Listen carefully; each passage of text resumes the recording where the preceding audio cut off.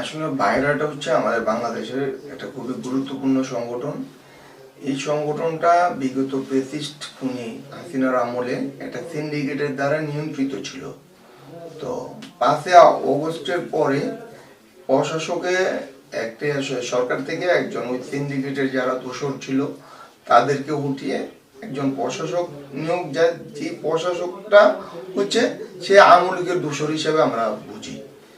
তো এরপরে দিয়ে যায় প্রশাসক একটা নির্বাচনের ব্যবস্থা আয়োজন করে, যেখানে আমাদের বাইরাতে প্রায় 3,500-এর মতো ভোটার ছিল।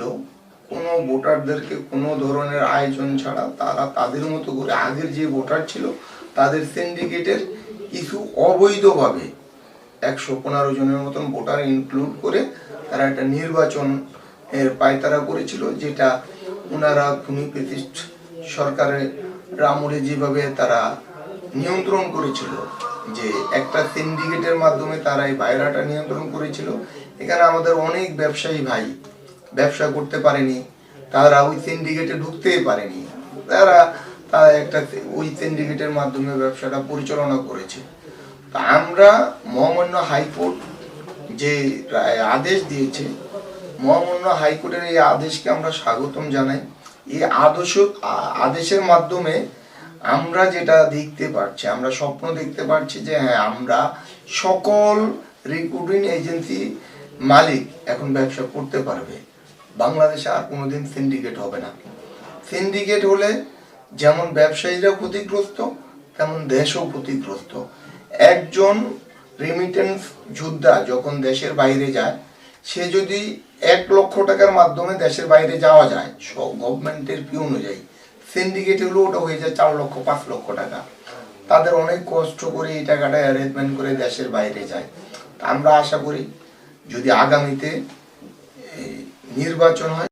আপনারা নিশ্চয়ই ইতিমধ্যে শুনেছেন যে বাংলাদেশের যে রিক্রুটিং এজেন্সির, ইন্টারন্যাশনাল রিক্রুটিং এজেন্সির যে অ্যাসোসিয়েশন, বাইরার ইলেকশনের তফসিল ঘোষণা হয়েছিল এবং সেই তফসিল অনুযায়ী আগামীকালকে নির্বাচন অনুষ্ঠিত হওয়ার কথা।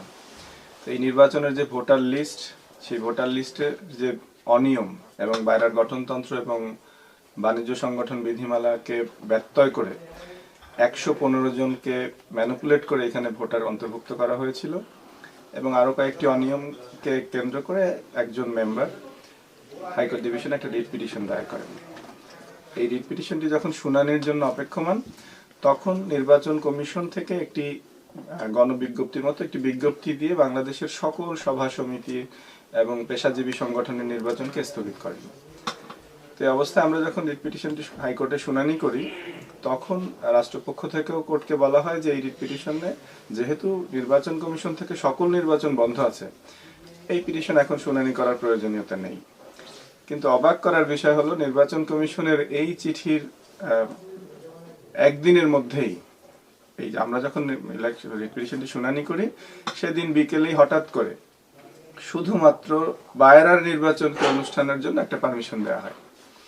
আমরা তখন কোর্টে মেনশন করে এই রিট পিটিশনটিকে পুনরায় শুনানির জন্য নিয়ে আসি এবং এই রিট পিটিশন শুনানি শেষে, দীর্ঘ শুনানির পরে, মাননীয় হাইকোর্ট বিভাগের একটি দ্বৈত বেঞ্চ, মাননীয় বিচারপতি জনাব ফাহমিদা কাদের এবং মাননীয় বিচারপতি জনাব আসিফ হাসানের সমন্বয়ে গঠিত বেঞ্চ শুনানির পরে একটি রুল জারি করেন। রুলটি হলো যে এই তফসিল বাতিল করে যে ভোটার লিস্ট ইতিমধ্যে পাবলিশ করা হয়েছে সেটিকে ক্যান্সেল করে কেন পুনরায় লিস্ট করার জন্য নির্দেশনা দেওয়া হবে না।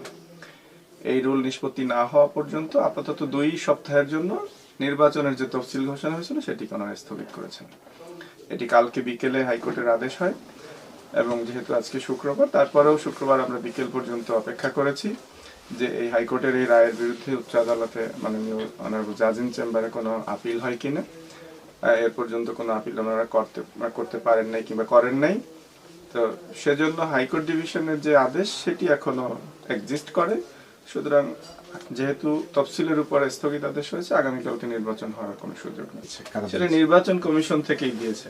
নির্বাচন কমিশন সম্ভবত এটি বাইরার আবেদনের প্রেক্ষিতে হয়েছে, কিন্তু আমরা কোর্টকে দেখাতে পেরেছি যে যে নির্বাচন কমিশন যে ভোটার তালিকা প্রণয়ন করেছিল সেইখানে একটা অনিয়ম হয়েছে এবং এই অনিয়মকে ওনারা সাবস্ট্যান্সিয়েট করার জন্যই তড়িঘড়ি করে এই নির্বাচন করার যে পায়তারা, সেটি করার জন্য যেভাবেই হোক, যে মেকানিজমেই হোক না কেন, ওনারা সেই অনুমতি স্পেশালি ওনাদের ইলেকশনটা করার জন্য নিয়ে আসছেন। অবশ্যই না, এবং আদালত সেটিকে আমলে নিয়েছেন এবং অন্যান্য ব্যত্যয়ের সঙ্গে এটিকে যখন মিলিয়ে কোর্টের সামনে আমরা দেখাতে পেরেছি, সেজন্য বাইরের সংশ্লিষ্ট নির্বাচন কমিশন আছে কি?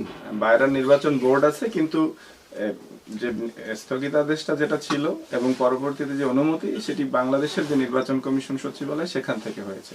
ওনার নাম মোস্তফা মাহমুদ, উনি বাইরের একজন মেম্বার, উনি বাইরের মেম্বার। এবং এই যে নির্বাচনের যে ভোটার লিস্টে যে ম্যানিপুলেশন, এটা দেখে, অর্থাৎ এখানে দেখবেন যে ভোটার হলো 1354 জন,